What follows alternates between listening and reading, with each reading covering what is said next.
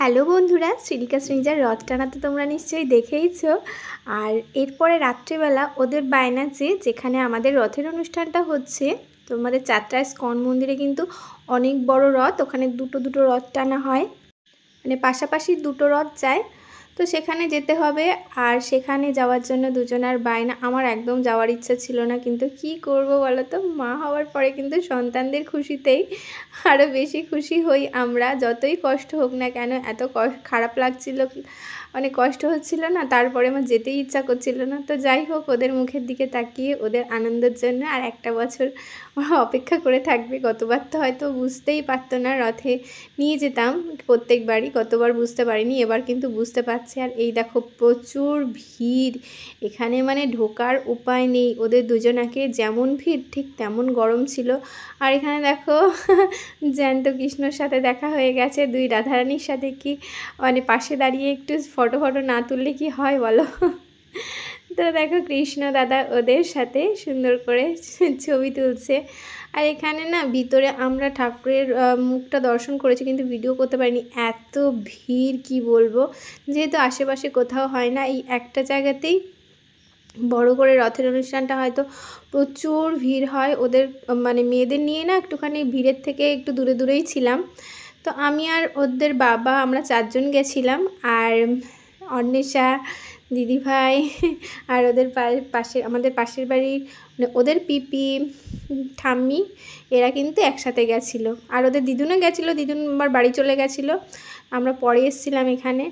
আর কি করব, আমরা দূরেই দাঁড়িয়েছিলাম, ওই রথের কাছেও যেতে পারছি না, আবার কোথাও ঘুরতেও পারছি না। আর এই দেখো সামনে আরেকটা রথ ছিল, যে রথটা টানার পরে দাঁড়িয়েছিল, ওখান থেকে প্রসাদ নিয়ে আমরা চলে এসেছিলাম। ওখানে কিছু খাবারও ছিল, খাবারের দোকানও ছিল, কিন্তু শ্রীনিজাকে ওখানে কিছুই দেখাতে পারিনি, খাওয়াতে পারিনি, শুধু লোক দেখিয়েই নিয়ে এসেছি, এত ভিড় আর কি বলবো।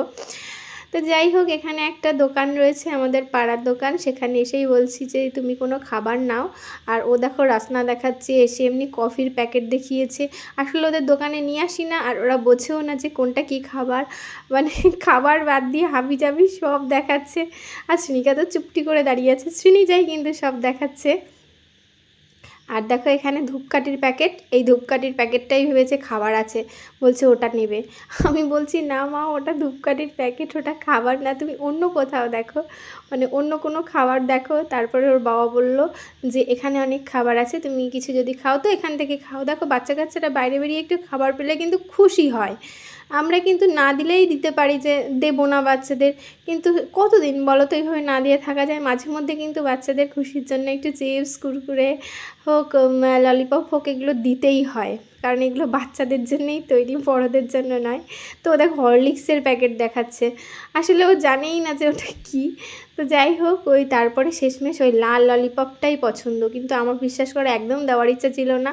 ক্যাডবেরিটা নিতেও একরকম, কিন্তু ওই লাল ললিপপটার টেস্টটা একদম বিচ্ছিরি লাগে আমার কাছে। আর আমিও চাই না যে ওরা খাক, কিন্তু কিছু করার নেই, এত কিছুর মধ্যে দিয়ে ওই ললিপপটাই পছন্দ হয়েছে। ওর বাবা বলছে বারবার করে যে তুমি এই যে ক্যাডবেরির ললিপপটা নাও, কিন্তু ওরা তো কিছুতেই রাজি না, ওরা ক্যাডবেরির ললিপপ নেবেই না, ওরা ওই ললিপপটাই নেবে।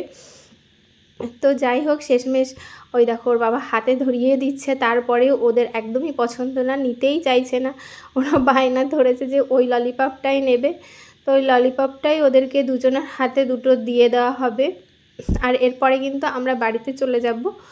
আর বাড়ি গিয়ে আবার ওদের একটু টিফিন করাবো, কারণ এখন কিন্তু প্রায় সন্ধ্যা আর 7-8টা বাজে। আর বেরিয়েছি, বেশিক্ষণ সময় ওখানে লাগেনি, কারণ আমরা তো বেশি আনন্দই করতে পারিনি বলো। ওই পুচকু দুটোকে নিয়ে কী করে আনন্দ করি, মানে রথ টানি, এত ভিড়ের মধ্যে দিয়ে বাচ্চাদের নিয়ে হয় না। আর এখনই আমার ললিপপগুলোকে ছিঁড়ে দিতে হবে। আমি বললাম না থাক, বাড়ি গিয়ে খাবে, কিছুতেই শিকার না, বাড়ি যাওয়ার আগেই এক্ষুনি ললিপপটা ছিঁড়ে দিতে হবে। আর দেখো আমরা কোনোভাবেই বুঝিয়ে বাজিয়ে নিয়ে এসেছি যে চলো বাড়ি গিয়েই দেবো। তো বাড়িতে কিন্তু আসা মাত্রই আমার এই ললিপপটা আগে ছিঁড়ে দিতে হয়েছিল। ওদের দেখেছো বায়না, মানে একটা 5 টাকা দামের ললিপপ হলেই ওরা খুশি, মানে ছোটরা কত ছোট ছোট জিনিসে খুশি হয়, আর আমরা বড়রা বলো তো কত বড় বড় জিনিস পেয়েও মানে সেই জিনিসটার মূল্যটা দিই না, খুশি হই না।